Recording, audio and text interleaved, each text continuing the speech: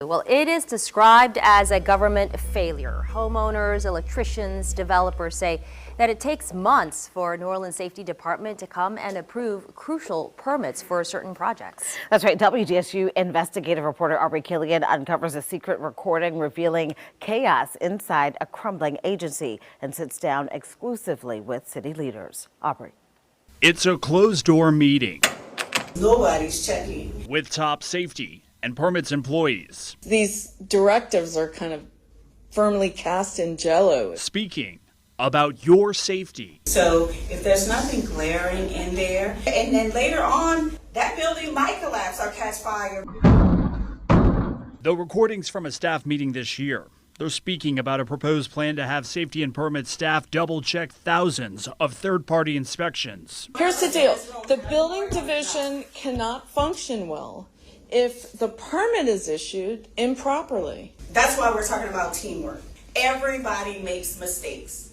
No, but a mistake is one thing. But a distinct pattern. Another meeting I need to prepare for. And there's more. If you're waiting in line for a permit to be processed, well, take a listen. They're stuck waiting in line for me, which will teach them a lesson. Just have to wait. Teach them a lesson and wait. It's totally unacceptable. We need to do better. Local developer Woody Koppel. A building like this took 15 months to get the permit. It's all for a multi-million-dollar project to help bring this area back to life in the CBD. When these properties go back into commerce, when these properties get repaired, they don't collapse, they don't fall down. And by the same token, they start producing revenue for the city. Nobody want to talk because they don't want to be the one who want to be blackballed. Mark Floyd is a local contractor. Something has to be done. When he takes jobs in New Orleans, he says he sets days aside because he knows there's going to be plenty of delays. It should be moved within at least 10 days or 5 days, not 3 months. Something wrong with that. Joanne Curran owns a property on Magazine Street. So many people want to speak out, but they're afraid to. She says she didn't get a permit because she says she didn't know she needed one for a renovation. Electricity was cut. She says she's been trying to work with the city. You can't live in the home if the electricity is turned off. Our cameras rolling while she's trying to get answers from the city.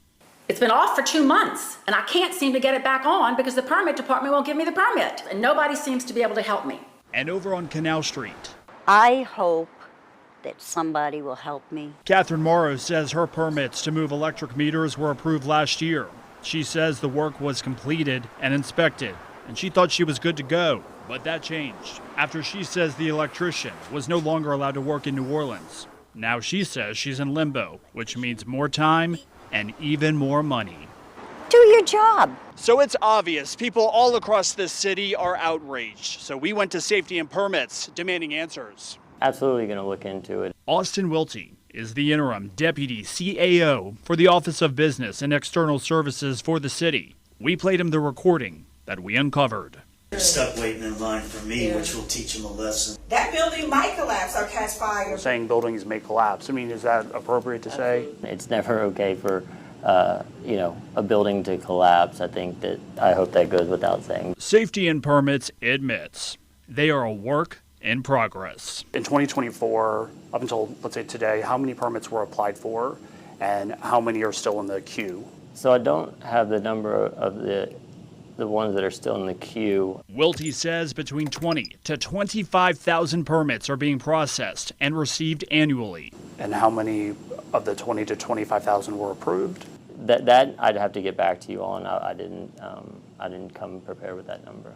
Wiltie says last year, 6,000 inspections were done by DSP staff, nearly 11,000 by third-party inspectors. So is there a number on how many were not approved? I can try to get that number for you. Wiltie says they've increased staff. Right now, there's about 100 employees. Communication, I always say, is probably 99% of our issues. To get the department on track, by April, they hope to have some improvements. Their focus, communication, speed, and implementing a permit technician, helping someone from start to finish to make sure permits are not lost in the system.